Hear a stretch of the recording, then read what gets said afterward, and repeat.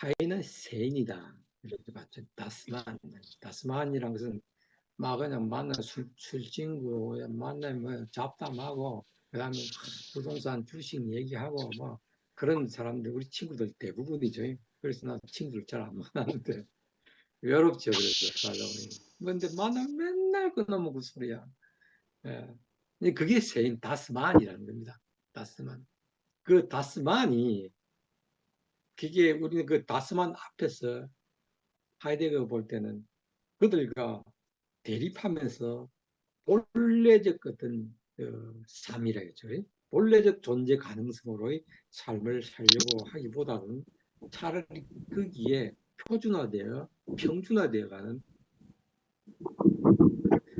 그런 경향을 보인다는 거죠. 그래서 세인이 지배하고 현 존재는 복종한다. 이렇게 이제 결론을 내리는 거죠.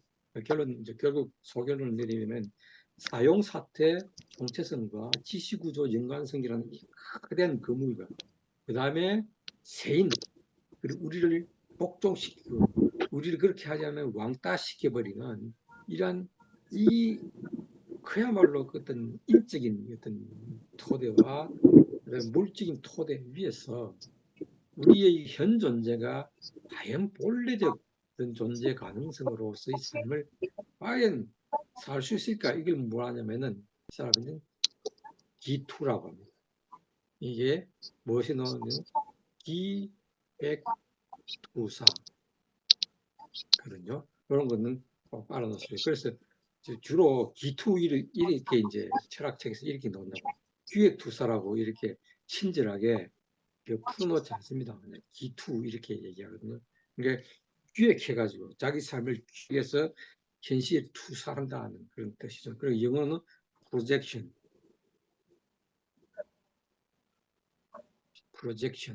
이건 이제 원래 독일말은 이걸 뭐냐, Entwurf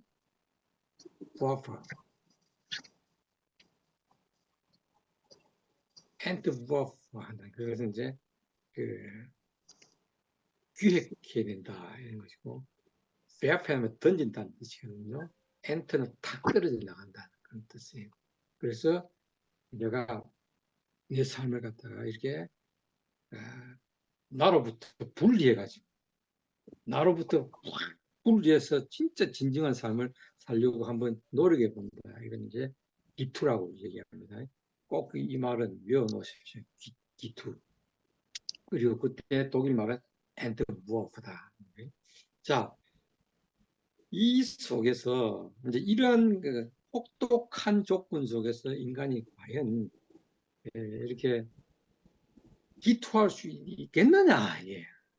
그 말은 우리의 주제로 말하면 여기서 내가 과연 주체적 행위자가 될 수 있고 깨어있는 시민이 과연 될 가능성이 있느냐? 이게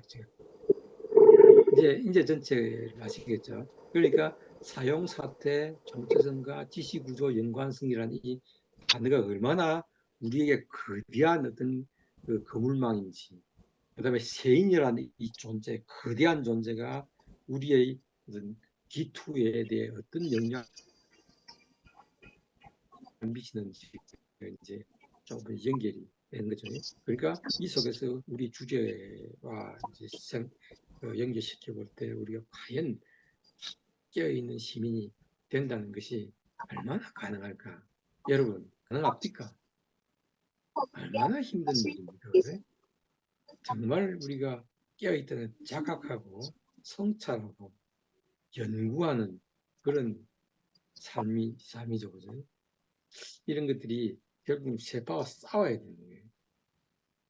과연 우리가 그 세파에 이길 수 있느냐? 우리는 전부 세인으로 살아갈 수밖에 없는 존재인가? 이런 걸 이제 이 하이데거가 우리에게 물어본다고 볼 수 있겠죠. 과연 주체적 행위자가 여러분은 될 수 있습니까?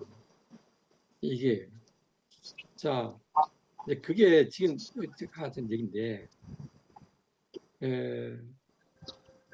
이런 하이데거의 주장에 대해서 그러니까 실존 철학자를 하면서 그 도대체 당신이 말하는 실존이라는 건 뭐냐는 거예요. 실존은 그냥 이 사람의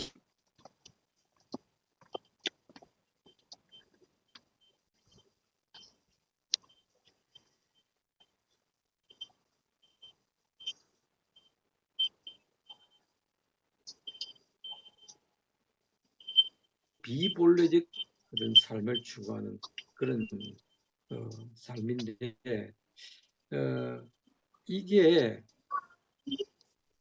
어, 결국 본래적 어떤 삶을 살기 위해서는 기투가 필요한데 그 기투가 얼마나 가능할까 하니까 자기가 생각해 볼 때는 그게 별로 가능하지 않다는 거야. 그럼 뭐하려고 그런 얘기를 하노? 실존 철학이라는 것은 좀 더 주체적인 삶의 어떤 게 아니냐. 그러니까 결국은 자기가 하는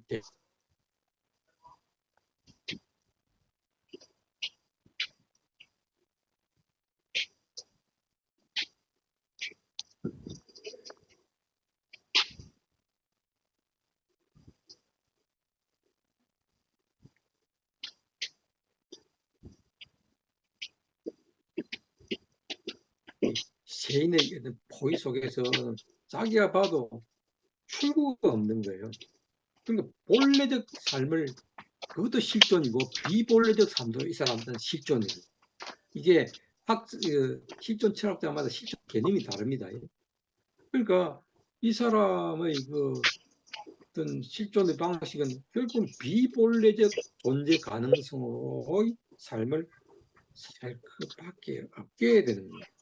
그러니까 자기도 이런 강력한 자기 어떤 암시 속에서 자기 이론의 속에서는 그냥 낫지에 저항하거나 이렇게 할 수 없고 그 야스퍼스 같은 사람은 그 기독교 목사 신학자인데도 끝까지 저항하고 그랬단 말입니다. 그런데 이 사람 무신론자에서 이런 속에서 그냥 그 주체성이 없이 돼버린 거죠. 그러니까 여러 가지 우리에게 생각을 많이 하게 해주는 겁니다. 그죠? 과연 종교가 어떤 힘을 가지고 있는가? 과연 종교는 정말로 진리 앞에서 무력하기만 할 것인가? 관념적일만 있을 것인가? 아니면 정말 그 순간에 가장 실천력을 발휘할 수 있는 그런 것인가? 여러 가지를 우리가 생각해야지 모든 걸 가능성을 닫아놓고 우리가 생각을 하면 안 됩니다. 우리 그 제도 경제학의 그 장점이 항상 열어놓고 함께 숙고해 나가는 과정이기 때문에 독단적으로 나의 어떤 출발점 연구도 논리를 가지고 끝까지 열어나는 그런 그 가려울 방법을 때 우리가 지향을 하거든요. 그래서 일단은 불확실성이 열어놓고 이제 생각을 해볼 필요가 있는 거죠. 그래서 종교에 가려울 때요. 대해서 다시 우리가 함께 이 상황에서 하이데크와 이걸 비교해 볼 때 과연 종교는 무력한가 아니면 오히려 우리에게 더 많은 저항의 의식을 주는 강력한 어떤 그 힘인가 이런 것들 그 신앙의 어떤 관점과 관계없이 그런 걸 객관적으로 우리가 한번 어, 바라볼 수 있는 계기이기를 네네네, 하는 한번 것이죠. 주세요. 그리고 나서 이제 나중에 끝나고 나서는 뭐 전에 저번 시간에 말씀드렸지만 이 사람은 다시 어떻게 하니까 목가적 시인이 되는 거예요. 전원주택 가지고 그러면서 시로서 뭐 저항을 한다는데 그 사람이 할 수 있는 건 이 자기 이론 속에서는 할 수 있는 게 그게밖에 없는 거예요. 그러니까 우리가 어떤 이론을 취하는가 하는 것이 굉장히 중요하고 첫 시간에 말씀드렸지만은 우리가 경제 위에 경제학이 있는 게 아니라 경제학 위에 경제가 있는 거예요. 관념, 문화 위에 물질이 토대가 있는 거예요. 막스식으로 하자면 반대가 되어 있는 거예요. 사실.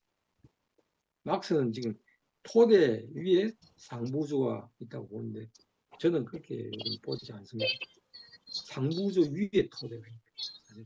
그만큼 우리 문화, 인간의 어떤 의식이 중요하다는 거죠. 그러니까 그 사람의 어떤 그 고유의 그 이론이, 그죠? 그 이론이 바로 자신의 삶을 그렇게 만들어 버린 것이지 나의 삶이 이론을 만든 것이 아니라는 것이 뭐 하이데크에서 그대로 드러나는 것이죠. 예. 자, 그래서 이런 하이데크의 어떤 그 삶과 주장에 대해서 이제 구조주의 오늘 이제 아따 많이 이 실존 철학을 하면 할 얘기가 굉장히 많습니다. 계속 곱씹어야 이게 실제로 이해가 되지. 그렇지 않으면 이해가 참 안 되는 거거든요. 저도 이제 여러분들한테 보십시오. 그 강의록도 안 보고 뭐 얘기하고 있죠. 제가 얼마나 고민을 했겠습니까? 그걸로 그냥 근데 이렇게 녹아 들어가야 되는 거예요. 그래, 여러 가지 측면에서 2시간 더 얘기할 수 이제 있게 된 건데, 그건 뭐 제가 유능해서 그런 게 아니라 너무 많이 고생을 하다 보니까 저는 고생 안 하면 공부 못 하니까 그렇게 된 겁니다. 그래, 그렇게 이제 할 얘기가 굉장히 많다. 그래서 이제 지금까지 한 거 보니까 저번 시간에 한 얘기를 좀 다른 버전으로 얘기한 것밖에 안 되는데 김민보 선생님은 좀뭐 이득 봤죠, 그죠? 자, 여기에 대해서 이제 오늘 들어갈 얘기가 하이데거에 대한 구조주의의 단계가 있는데 저 방법론적으로 철학사적으로 우리가 이제 대립항을 먼저 설정을 해놓으면 이해하기가 쉽죠. 이 실존주의에 대립하는 그 철학적 사조가 바로 구조주의입니다. 실존 철학에서는 뭘 강조합니까? 개인과 인간의 어떤 주체성을 강조를 하죠. 그러니까 구조 이런 것 때리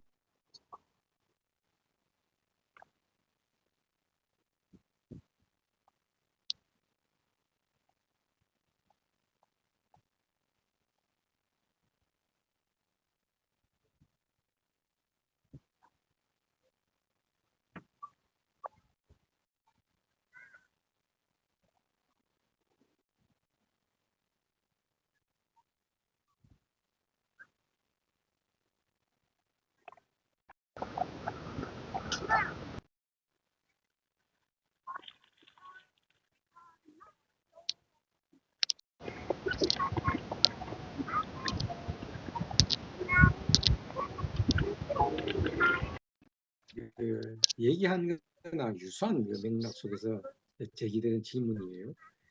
이제 이 구조주의는 이렇게 반격을 합니다. 애초에 우리가 사용사태 정체성이나 지시구조 연관성 선이해로 만약 조직되어 있고 또 세인으로서 존재함으로써 우리가 세인의 독재에 참여하고 있다고 했죠. 네, 세인의 독재에 우리는 참여하고 있어요. 같이 거들고 그러면서 또 기여까지 하고 있습니다. 실제로는. 뭐 회사 가서 우리가 쉽게 말해서 그것서 더 잘 되려고 기여하고 그게 더 적응하려고 뭐 얼마나 노력하고 있으면 그죠? 그런 거죠. 그리고 사회에서 친구들 만나면 뭐 한마디 그대로 주면서 분위기 살리고 다 그거 뭐 그런 거 아니겠습니까? 그러니까 이런 세인의 독재에 기여하고 참여하고 있다면 도대체 어떻게 본래적 실존을 감행할 수 있을까?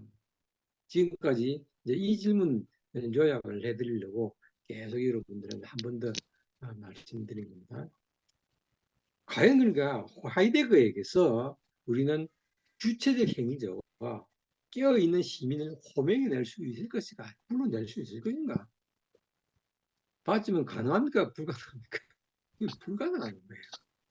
그렇죠? 예. 그래서 이제 먼저 실존주의의 반감을 가지는 구조주의자 이 주장을 한번 들어볼까요? 예, 이 사람들이 그 주장을 들어보면 아주 선명하죠.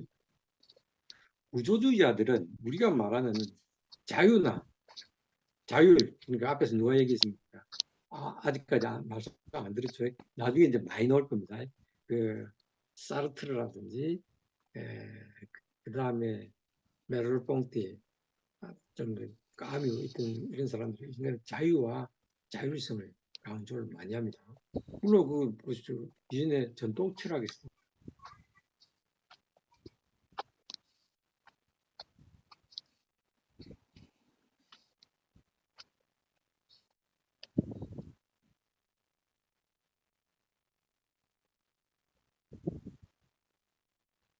그 간섭을 받지 않고 스스로 자기가 정한 그 자기 이성의 선의지로서 결정해낸 그 어떤 정원 명령을 불평 없이 따르고 그런 존재니까 얼마나 자유, 그 자체가 자신의 어떤 책무와 의무를 스스로 이행하려고 하는 그 사람이야말로 역설적으로 의무를 수행하는데, 책무를 수행하는데 스스로 그 짐을 짊어지고자 하는 자야말로 진정한 자유인 사람이고,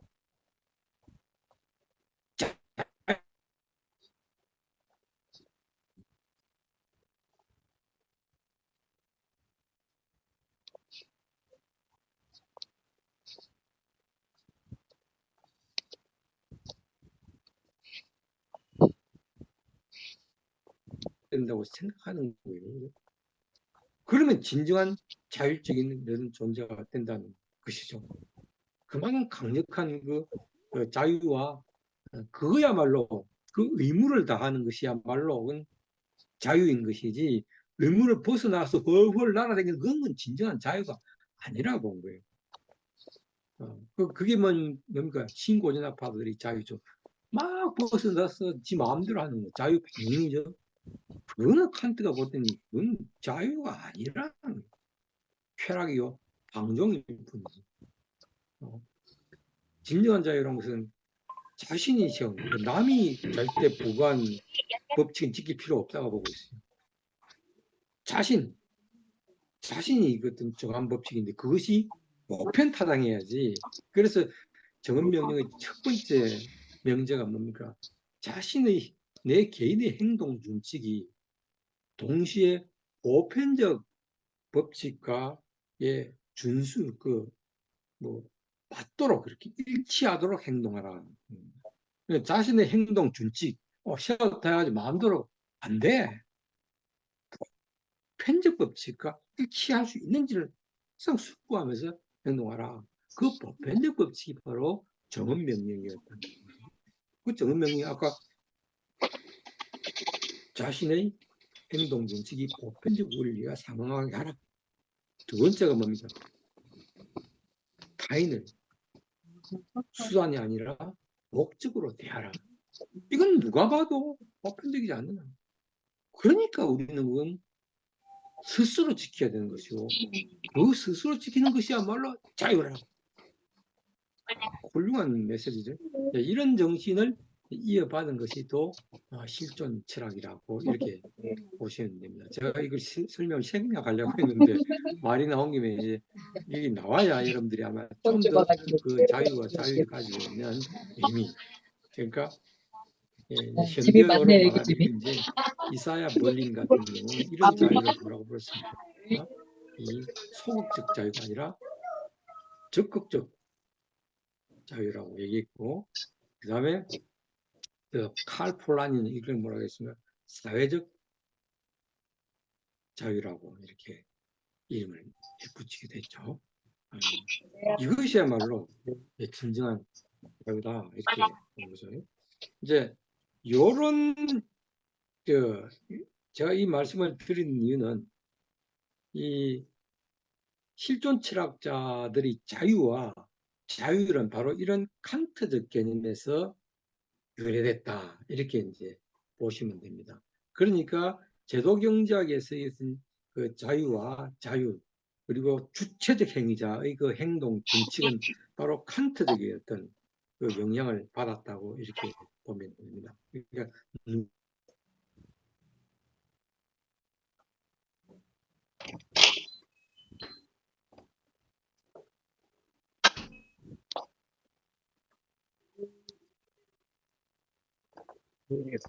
춤으로 흥이나 그렇게 돼 있습니다.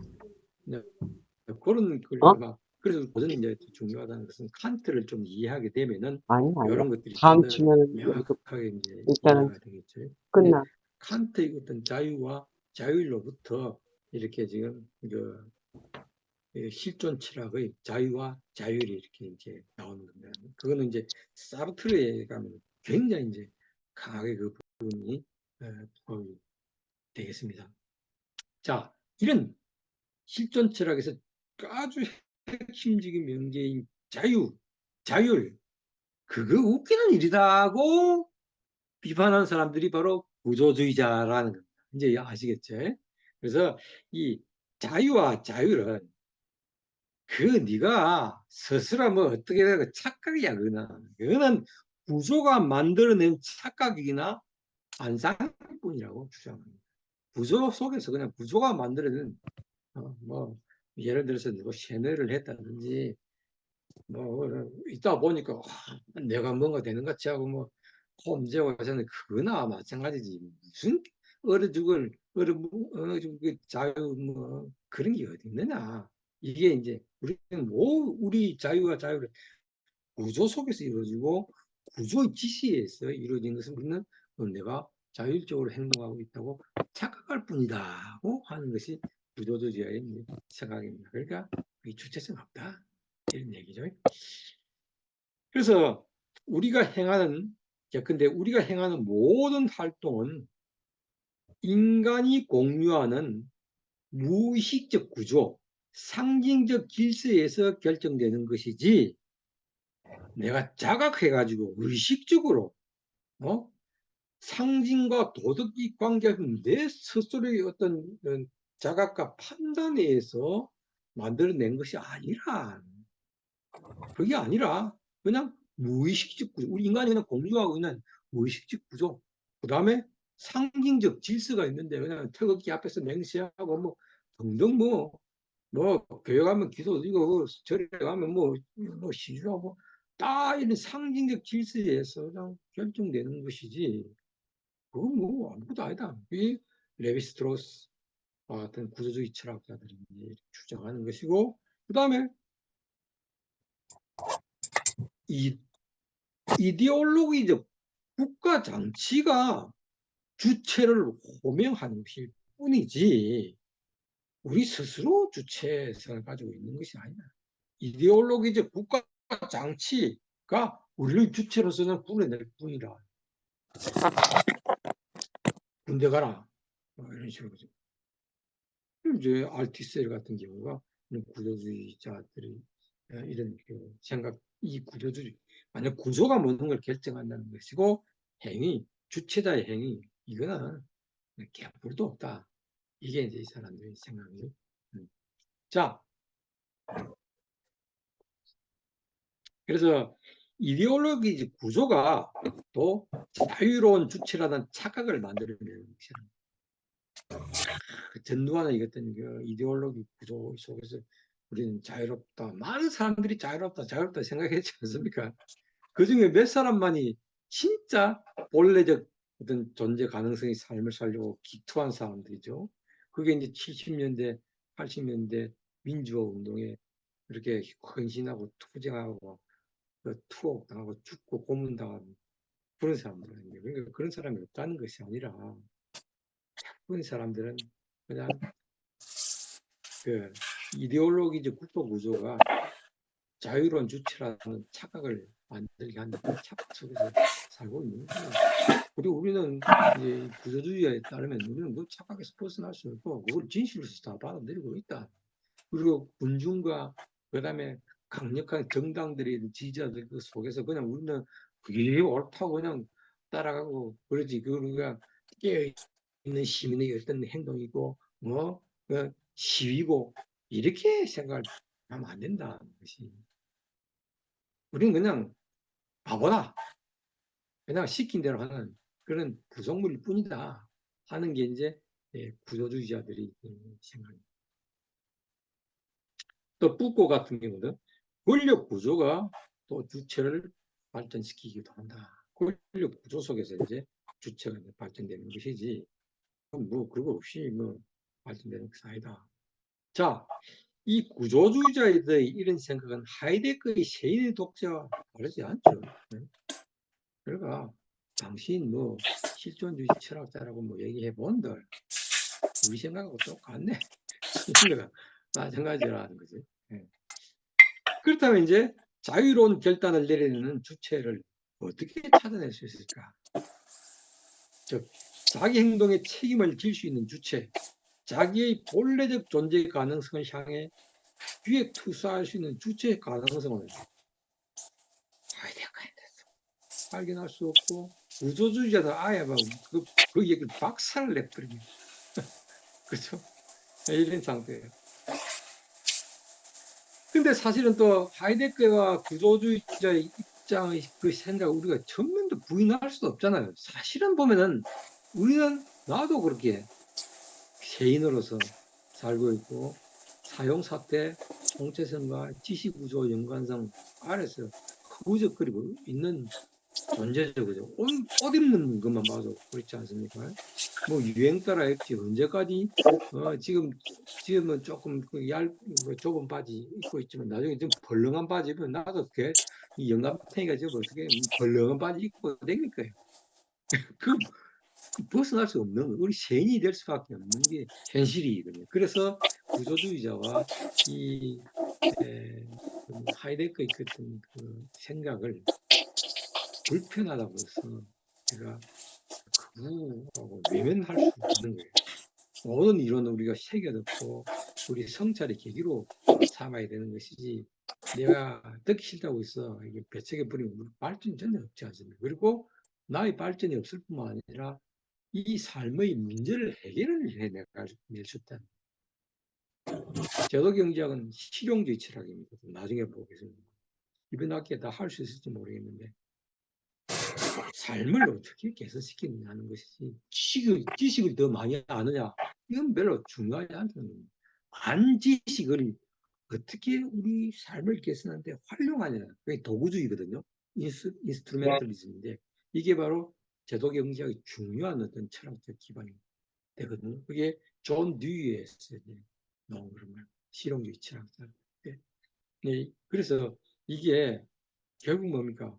이 삶을 개선시키는데 예, 해결하는데 많은 것들이 필요한데 아까 그 하이데크 얘기나 구조주의 얘기를 불편하다고 했어요. 우리 지금 하고자 하는 게 뭡니까? 주체적 행위자를 발견하고자 하는데 이거 완전 고춧가루 뿌리는 거랑 마찬가지거든요. 그러면 처음에는 제가 이거 얘기를 들을 때 듣기 싫었어요. 그래서 아예 그냥 말하기도 싫었는데 다시 생각해보고 하니까 새겨들어야 할 또 얘기구나 하고 이제 우리가 이걸 어떻게 변정법적으로 통일해 내릴 수 있습니까? 이게 다음의 과제이지 이걸 갖다가 정반에서 하나를 떼버리고 생각하는 것은 그건 또 하나의 독단에 빠지는 거예요. 우리가 독단에 빠지지 않는 것이 과학이지 않습니까? 네, 그래서 이걸 우리가 한번 함께 생각을 해야 되겠다. 그래서 결국 이런 구조주의적 주장을 인정을 해야 될 것 같아요. 네? 왜냐? 현실이 그런데. 여러분, 세인 아닙니까? 세인인데도 우리가 그럼에도 불구하고 여기 계신 분들은 세인임에도 불구하고 여기서 본래적 삶을 좀 더 살아가려고 하는 의지를 가진 분들이라 저는 믿고 있거든요. 적어도 제 강의를 들으러 오신 분들은 저는 그렇다고 생각합니다. 비록 우리는 보잘것없지만은 그 속에서 좀 더 나은 삶과 우리 사회 전체를 어떻게 좋게 만들까 하는 그런 의지를 가진 분들이라고 저는 생각하거든요. 그래서 이걸 이 구조주의적 우리 세인이면서도 어떻습니까? 좀 더 깨어 있으려고 하는 노력하는 사람들이기 때문에 이 구조주의적 주장을 인정하면서도 혹은 구조주의적 장애물에도 불구하고 인스파이트 불구하고 이 자유로운 주체 본래적 존재 가능성을 향해 기획 투사할 수 있는 주체 개념을 과연 고수할 수 있을까? 고수